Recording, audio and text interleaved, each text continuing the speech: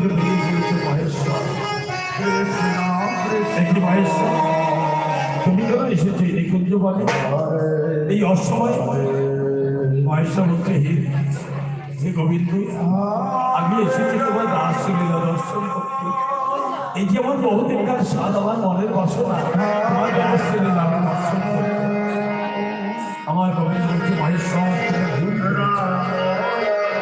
কারণ এই তারপরে তুমি বৃন্দাবনে বসে বিভিন্ন রাসলীলা দর্শন করতে পারবে না মহেশ্বর।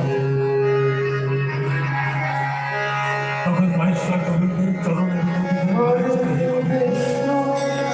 তাহলে তুমি আমায় বলে দাও কবে কোথায় কেমন ভাবে তোমার রাসলীলা আমি দর্শন করতে পারবো।